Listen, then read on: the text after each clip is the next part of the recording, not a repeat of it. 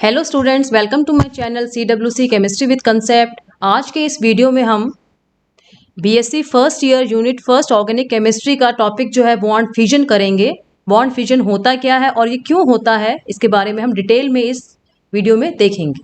उससे पहले कि आपको मैं बॉन्ड फ्यूजन बताऊँ, जो आपका कोर्स है ऑर्गेनिक केमिस्ट्री का फर्स्ट यूनिट, वो मैं आपके लिए लेकर आई हूँ।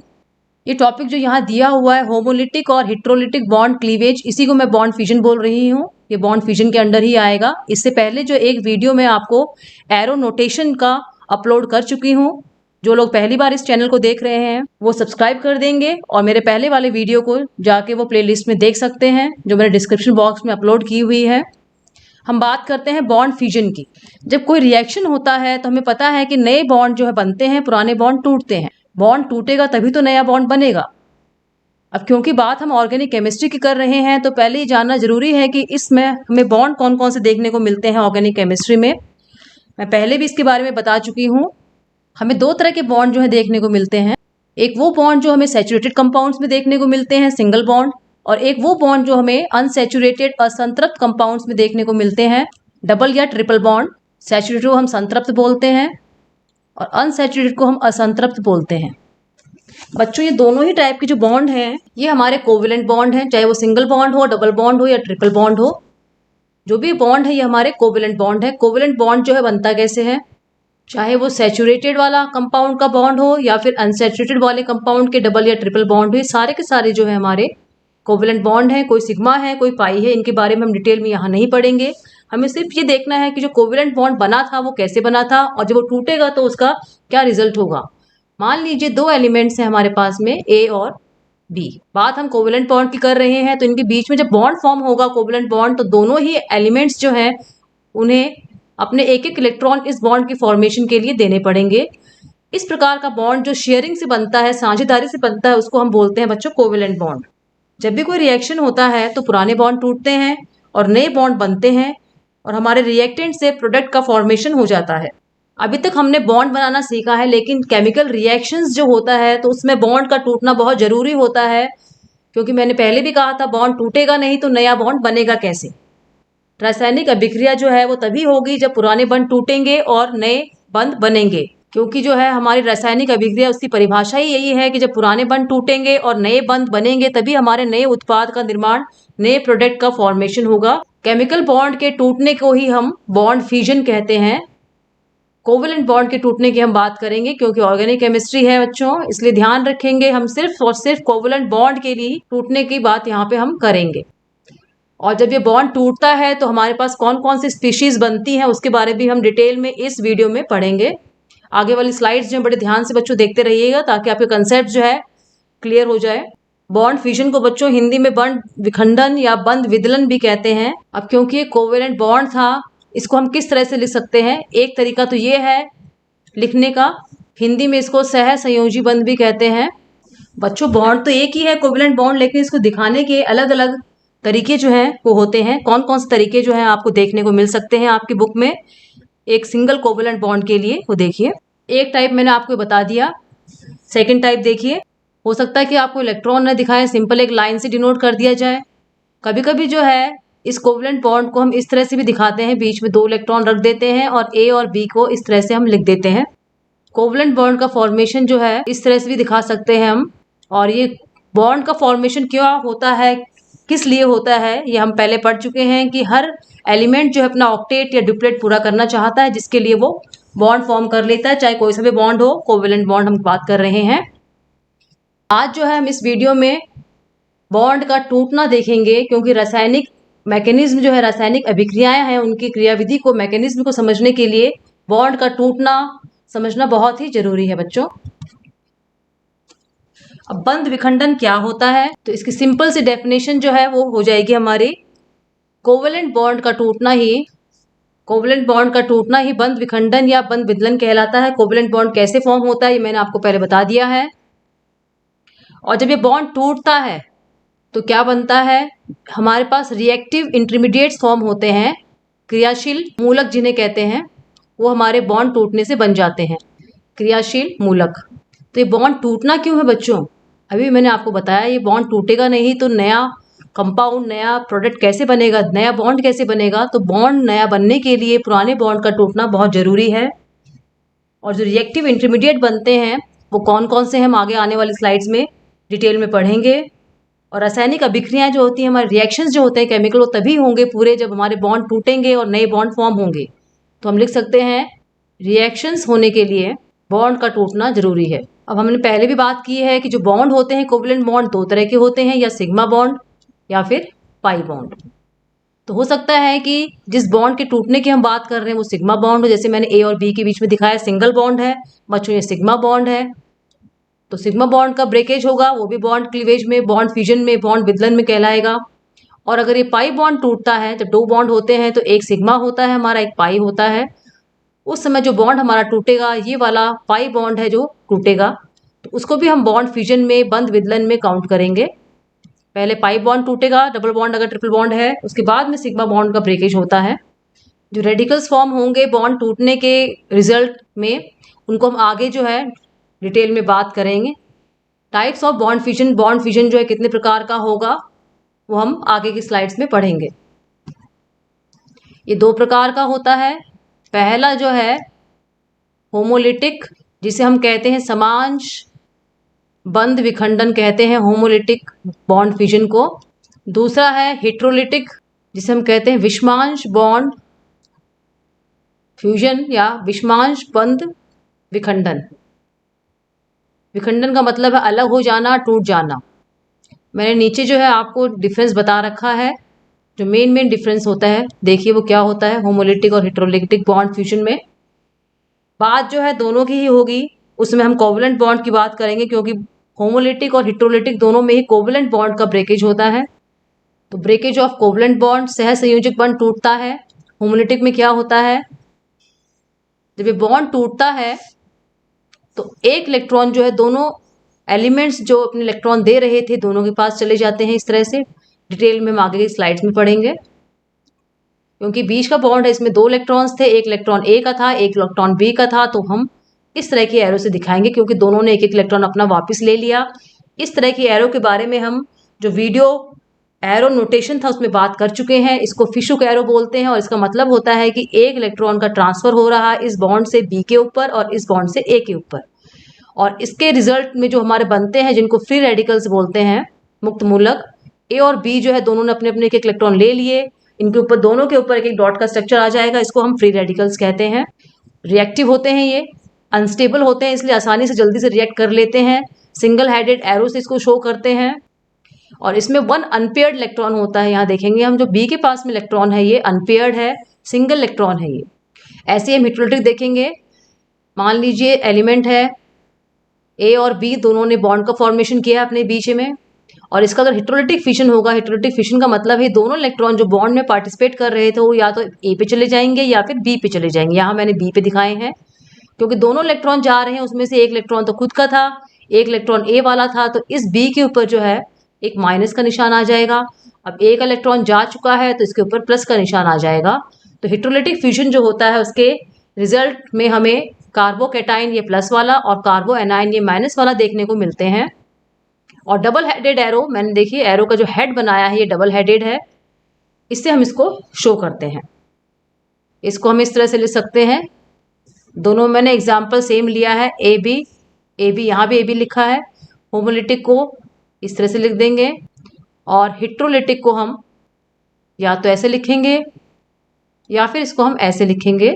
जो ऊपर वाला केस है इस समय क्योंकि एरो जो है उसका टेल इस बॉन्ड से बी की तरफ जा रहा है, इसका मतलब इस बॉन्ड के इलेक्ट्रॉन बी की तरफ जा रहे हैं, तो बी जो है वो हमारा एनाइन बन जाएगा और ए हमारा कैटाइन बन जाएगा। अगर नीचे वाला केस होगा इस समय, क्योंकि एरो जो है वो बॉन्ड से ए की तरफ जा रही है तो बॉन्ड के इलेक्ट्रॉन ए ले रहा है, तो इस समय हमारा ए जो है वो एनाइन हो जाएगा, बी हमारा कैटाइन हो जाएगा।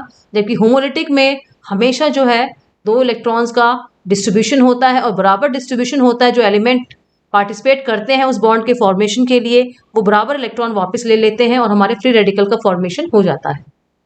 आगे आने वाले स्लाइड्स में हम डिटेल में इनके बारे में पढ़ेंगे बच्चों। देखिए हमारा होमोलिटिक बॉन्ड फ्यूजन क्या होता है, ये देखिए अभी मैंने आपको ए और बी का एग्जाम्पल बताया था। क्योंकि ए और बी के बीच में जो बॉन्ड बना है इसमें दोनों इलेक्ट्रॉन्स जो हैं बी के नहीं है, दोनों इलेक्ट्रॉन्स ए के भी नहीं है, तो एक इलेक्ट्रॉन जो है बी का है, एक इलेक्ट्रॉन ए का है। कुछ ऐसा हुआ, इनके बीच में मनमुटाव हो गया, बी ने अपना इलेक्ट्रॉन वापस ले लिया और ए ने भी अपना इलेक्ट्रॉन वापस ले लिया। जैसे ही अपने अपने इलेक्ट्रॉन से वापस ले लेंगे, हमारे पास जो है रिएक्टिव इंटरमीडिएट क्रियाशील पदार्थ बनेगा, जिसको हम यहाँ पर होमोलिटिक के केस में मुक्त मूलक फ्री रेडिकल कहते हैं। इस तरह से ये बन जाएगा, क्योंकि ये अनस्टेबल है, बहुत ही रिएक्टिव है, ये आगे रिएक्ट करेगा और प्रोडक्ट का फॉर्मेशन जो हो जाएगा ये हमेशा इंटरमीडिएट बनता है। रिएक्शन का एंड प्रोडक्ट ये हमेशा नहीं बनता है, कभी भी नहीं बनेगा, कहने का मतलब है, क्योंकि इसका नाम यही है समांश, मतलब समान रूप से, बराबर रूप से इस बॉन्ड के इलेक्ट्रॉन का बंटवारा हुआ है, इसलिए एक इलेक्ट्रॉन जो है ए ने ले लिया, एक इलेक्ट्रॉन बी ने ले लिया। जब ये बॉन्ड बना था ए और बी के बीच में, तो इलेक्ट्रॉन जो है दोनों ने बराबर दिए थे इस बॉन्ड के फॉर्म करने के लिए, और जैसे ही बॉन्ड टूटा, दोनों ने अपने अपने इलेक्ट्रॉन जो है वापस ले लिए, फ्री रेडिकल का फॉर्मेशन कर दिया। इस प्रकार के क्लीवेज हमें तब देखने को मिलते हैं जब ए और बी जो हमने एलिमेंट्स लिए हैं उनके बीच में बहुत कम जो होता है इलेक्ट्रोनेगेटिव डिफरेंस होता है। विद्युत ऋणता का अंतर अगर दोनों के बीच में बहुत कम होगा तो हमें इस तरह का फिजन देखने को मिलेगा। इसको शो करने के लिए जो एरो है ये इस प्रकार के हम काम में लेते हैं।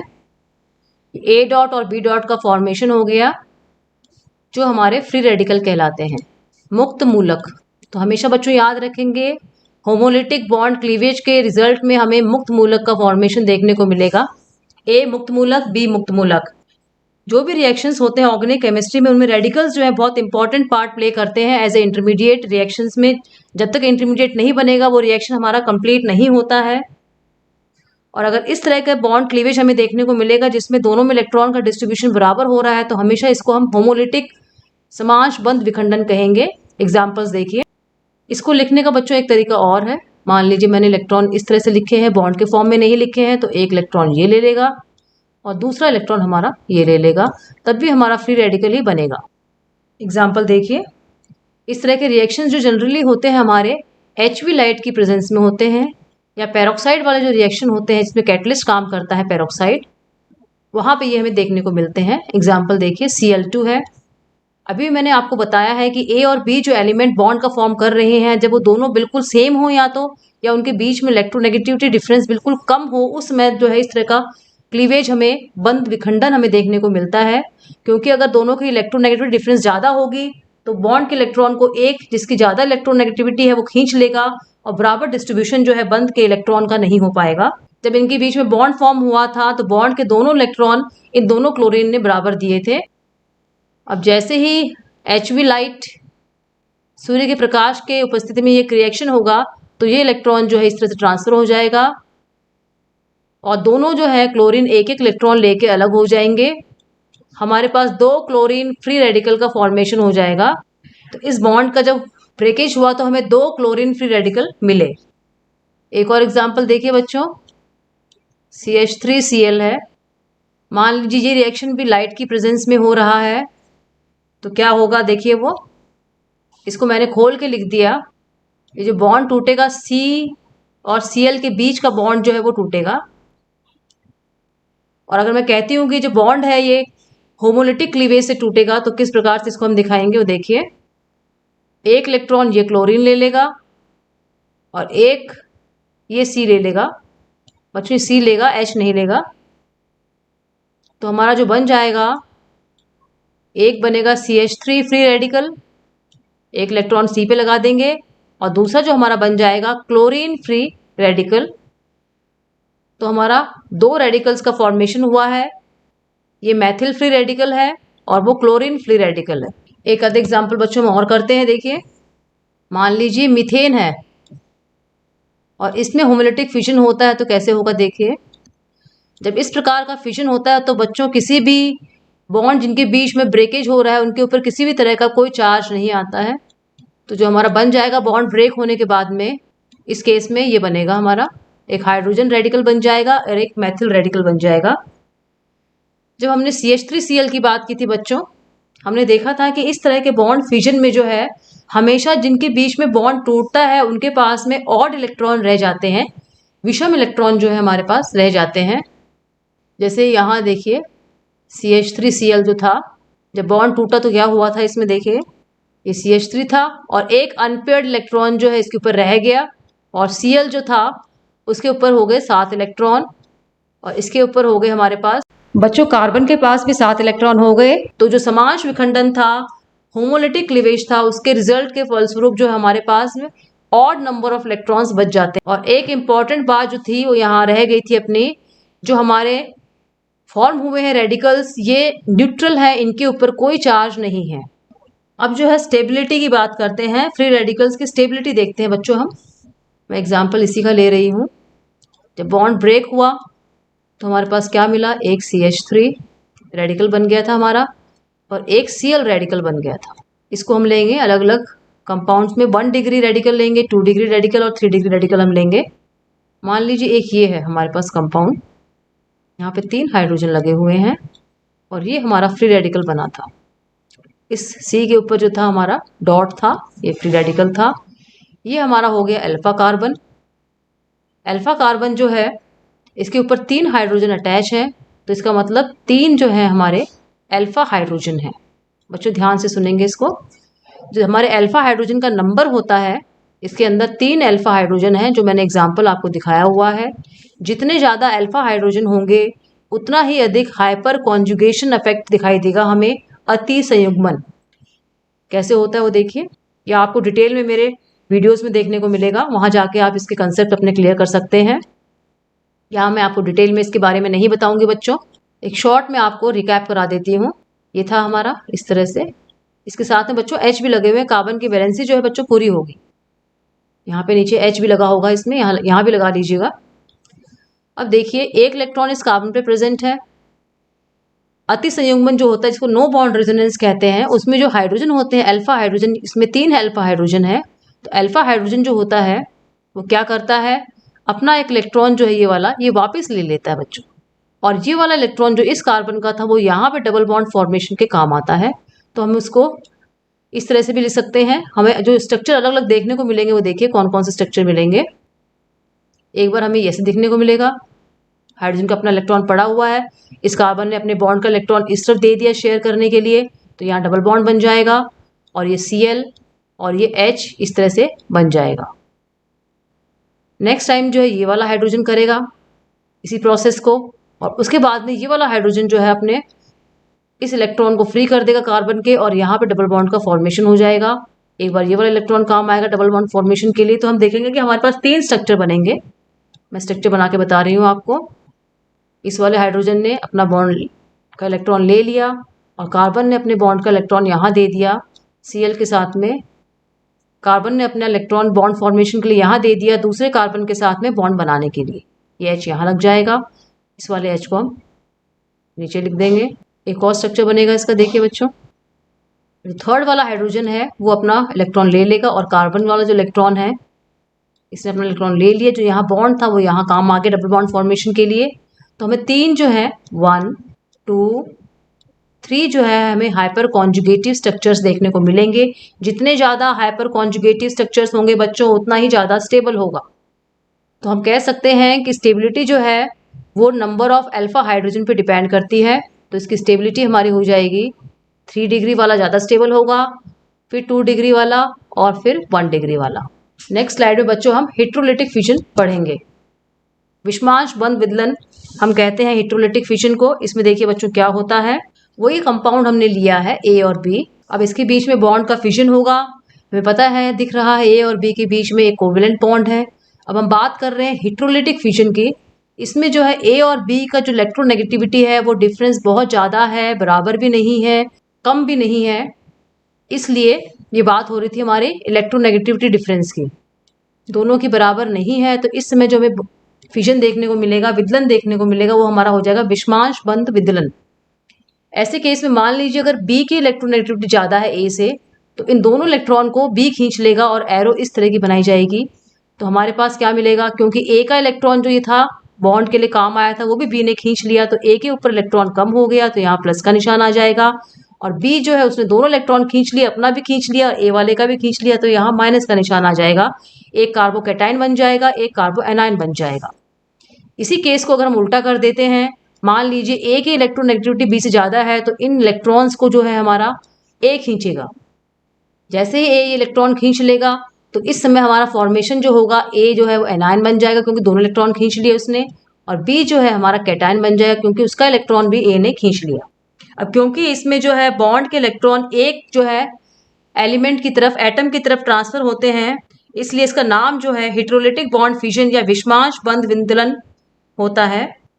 जिसके अंदर इलेक्ट्रॉन की कमी हो गई, जैसे यहाँ पे ए के अंदर हो गई थी, इलेक्ट्रॉन डेफिशिएंट जो है वो कार्बोकैटायन का फॉर्मेशन करता है, और इलेक्ट्रॉन एफिशिएंट जिसमें इलेक्ट्रॉन ज़्यादा है वो जो है हमारा कार्बो एनायन का फॉर्मेशन करता है। पहले वाले में हमने देखा था कि इलेक्ट्रॉन का डिस्ट्रीब्यूशन जो बॉन्ड के लिए फॉर्म हो रहे थे वो बराबर था, लेकिन यहाँ पे ऐसा बराबर नहीं है, इसलिए यहाँ पे कार्बोकैटायन और कार्बो एनायन का फॉर्मेशन हमें देखने को मिलेगा। तो यहाँ पे जो इंटरमीडिएट है वो कार्बोकैटायन और कार्बो एनायन है, जबकि होमोलिटिक फिजन में जो इंटरमीडिएट थे हमारे वो फ्री रेडिकल्स थे। अब यहाँ पे क्योंकि बी ने इलेक्ट्रॉन ले लिए तो एक इलेक्ट्रॉन खुद का हम यहाँ लिखेंगे इसके ऊपर, और एक जो इसने ए का भी ले लिया, और ये हमारा एनायन का फॉर्म हो जाएगा। नीचे वाला जो है ए का खुद का इलेक्ट्रॉन लिख देंगे इसके ऊपर, और एक जो इसने बी का ले लिया जिसके कारण इस पर माइनस का निशान आ गया। तो हमारा जो कार्बोकैटायन और कार्बो एनायन का फॉर्मेशन होगा, कार्बोकैटायन को हम कार्बोधनायन कहते हैं, जो इंटरमीडिएट हमारे बनेंगे वो कार्बोकैटायन, कार्बोधनायन बोलेंगे इसको हम। दूसरा हमारा जो है कार्ब एनायन का फॉर्मेशन होगा जिसे कार्ब एनायन हम कहेंगे। तो यहाँ जो इंटरमीडिएट्स हैं वो कार्बोकैटायन और कार्बो एनायंस हो जाएंगे। अगर ए बी को मैं इस तरह से लिखती हूँ तब ये कहूँगी कि मैं दोनों इलेक्ट्रॉन बी लेगा या फिर दोनों इलेक्ट्रॉन जो है ए ले लेगा। बच्चों ये बेसिक चीज़ें हैं जो आप पहले कभी पढ़ चुके हो, लेकिन इसकी नॉलेज होनी बहुत ज़रूरी है, क्योंकि जब तक इनकी नॉलेज नहीं होगी बॉन्ड फ्यूजन किस तरह से हो रहा है, क्यों हो रहा है, होने के बाद क्या होगा, तब तक हम रिएक्शन मैकेनिज्म को, केमिकल रिएक्शंस को ठीक से नहीं समझ पाएंगे। एग्जाम्पल्स देखते हैं कुछ। इसको हम प्लस चार्ज वाले को हम कार्ब कैटायन बोलेंगे, और अगर मान लीजिए यहाँ पे माइनस का निशान है तो इसको हम लिखेंगे कार्ब एनायन। यहाँ कार्ब वर्ड किस लिए है बच्चों, ये कंपाउंड जो था कार्बन का था, इसलिए मैंने दोबारा आपको ये लिख के दिखाया है। ए और बी के फॉर्म में आपको देखने को नहीं समझ में आ रहा था कि इसमें कार्बन कहाँ है, इसका नाम कार्ब कैटायन क्यों पड़ा है, ये मैंने आपको इसीलिए बना के दिखाया है क्योंकि कार्बन है इसलिए हमें कार्ब कैटायन और कार्ब एनायन इसको बोलना पड़ेगा। एग्जाम्पल देखिए, जो हमने पहले किए थे एग्जाम्पल, उसी में से एक एग्जाम्पल मैं दोबारा ले रही हूँ। ये था CH3Cl था हमारा। अब इसमें हमें देखने को मिल रहा है कि जो बॉन्ड था C और Cl के बीच में फॉर्म था, Cl जो है वो कार्बन के कंपैरिजन में ज़्यादा इलेक्ट्रोनेगेटिव है, तो इस बॉन्ड के इलेक्ट्रॉन्स जो है वो क्लोरीन की तरफ मूव होंगे। मैंने मूवमेंट दिखा दिया, और जो हमारा बनेगा इस पर प्लस चार्ज आ जाएगा, ये हमारा बन जाएगा। और साथ में जो बनेगा हमारा, क्योंकि क्लोरीन ने दोनों इलेक्ट्रॉन ले लिए तो माइनस का 2 इलेक्ट्रॉन हम दिखा देंगे इसके ऊपर इस तरह से, 1 2 3 4 5 6, एक इसका खुद का था 7, और एक जिसने खींच लिया 8 पूरे हो जाएंगे इसके ऊपर। इसका ऑक्टेट जो है पूरा हो जाएगा। तो इसमें हम कह सकते हैं कि जो बॉन्ड वाला इलेक्ट्रॉन पेयर है get transfer toward a single atom. Examples हैं जो और देख लेते हैं। मान लीजिए HCl है, H और Cl के बीच में बॉन्ड का फॉर्मेशन हो रखा है। क्लोरीन जो हाइड्रोजन ज़्यादा इलेक्ट्रोनेगेटिव है, इन दोनों इलेक्ट्रॉन्स को अपनी तरफ खींच लेगी, तो हमारा बन जाएगा H+ और Cl-। जब Cl- लिखेंगे इस समय क्लोरीन का जो है ऑक्टेट बच्चों पूरा हो चुका है, इस बात को ध्यान रखेंगे आप। 7 इलेक्ट्रॉन पहले थे इसके पास में, एक इसने हाइड्रोजन का भी खींच लिया, इस समय इसके पास में बच्चों 8 इलेक्ट्रॉन है। मेन चीज जो हमें देखने लायक वो ये है कि हेटेरोलिटिक बॉन्ड फ्यूजन में जो ट्रांसफर होगा इलेक्ट्रॉन का बॉन्ड वाले का, वो उस तरफ होगा जो ज्यादा इलेक्ट्रोनेगेटिव एलिमेंट होगा। इलेक्ट्रॉन का डिस्प्लेसमेंट जो है वो डिपेंड करता है इलेक्ट्रोनेगेटिविटी, जो 2 एलिमेंट्स पार्टिसिपेट कर रहे हैं उस बॉन्ड के फॉर्मेशन के लिए, उनके बीच में जो है इलेक्ट्रोनेगेटिविटी डिफरेंस कितना है। तो हम कह सकते हैं इलेक्ट्रॉन डिस्प्लेसमेंट होता है इस बॉन्ड में हेटेरोलिटिक फ्यूजन में जो है, ये हमारा डिपेंड करता है electronegativity of 2 atoms that are taking part in bond formation. Electron displacement के बारे में डिटेल में जो है बच्चों बाद में पढ़ेंगे, अभी हम नहीं पढ़ेंगे इसमें। हमारा जो कंसर्न टॉपिक था वो सिर्फ बॉन्ड का क्लीवेज था। इलेक्ट्रॉन डिस्प्लेसमेंट जो है 2 तरह के होते हैं, एक परमानेंट और एक टेम्परेरी।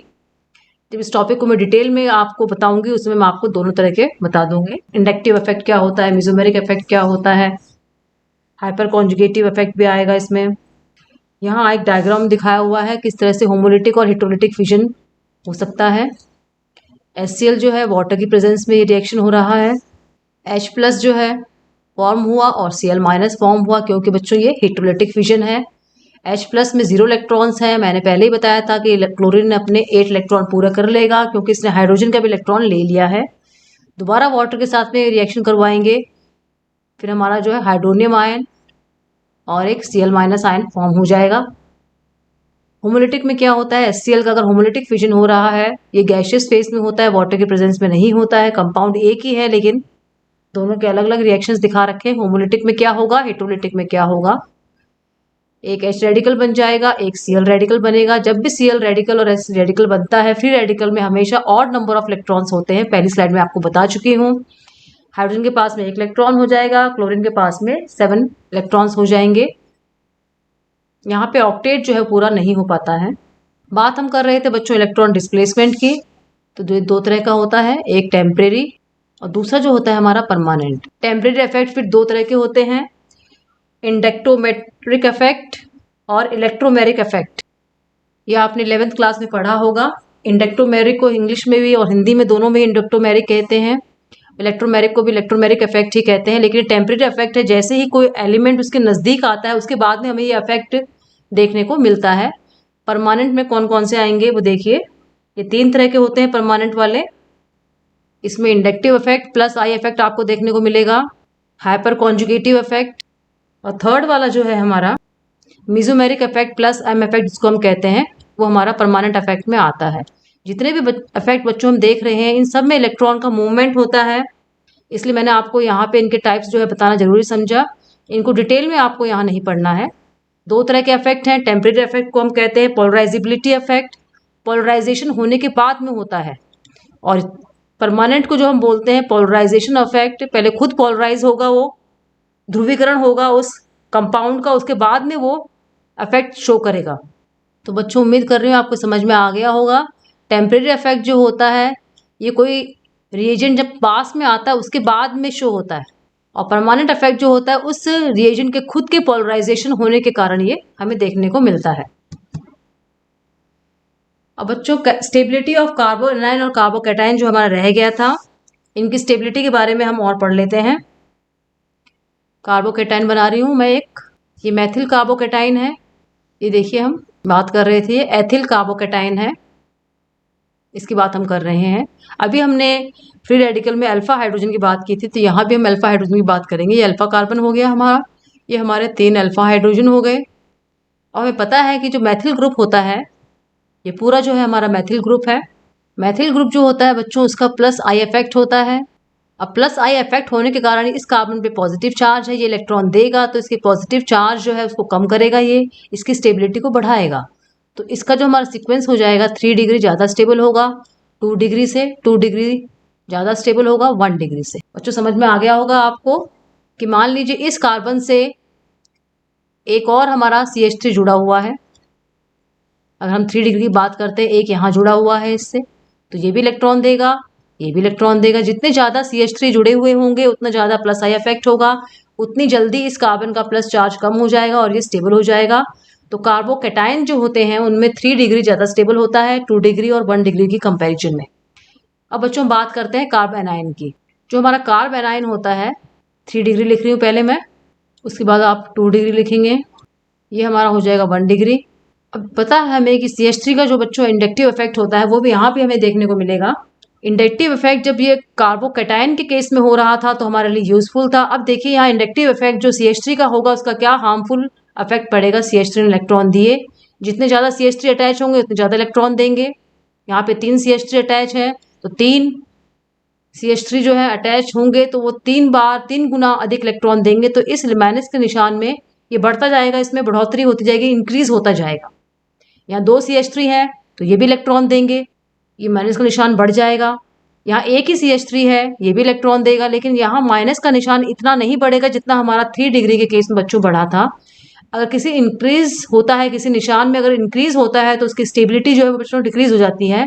तो यहाँ 3 डिग्री जो है वो लेस स्टेबल है 2 डिग्री से, और 2 डिग्री जो है लेस स्टेबल है 1 डिग्री से। उम्मीद करती हूँ आपको ये रीजन समझ में आ गया होगा कि क्यों 3 डिग्री कम स्टेबल है 2 डिग्री और 1 डिग्री से। क्योंकि CH3 जो इलेक्ट्रॉन देगा वो उस कार्बन पे जिसमें पहले से ही माइनस का निशान है उसके निशान को और बढ़ाएगा, उसकी स्टेबिलिटी घट जाएगी, अनस्टेबिलिटी बढ़ जाएगी। तो वो लेस स्टेबल हो जाएगा एज कंपेयर टू 1 डिग्री। बच्चों उम्मीद करती हूँ आपको ये होमोलिटिक और हेट्रोलिटिक फ्यूजन समझ में आया होगा। जो बच्चे पहली बार मेरे इस वीडियो को देख रहे हैं वो मेरे चैनल को सब्सक्राइब कर देंगे, बेल आइकन प्रेस कर दीजिए ताकि आपको आगे आने वाले वीडियोस के नोटिफिकेशंस जो आपके पूरे सिलेबस का बनेगा उसके आपको टाइमली मिलते रहें। थैंक यू बच्चों।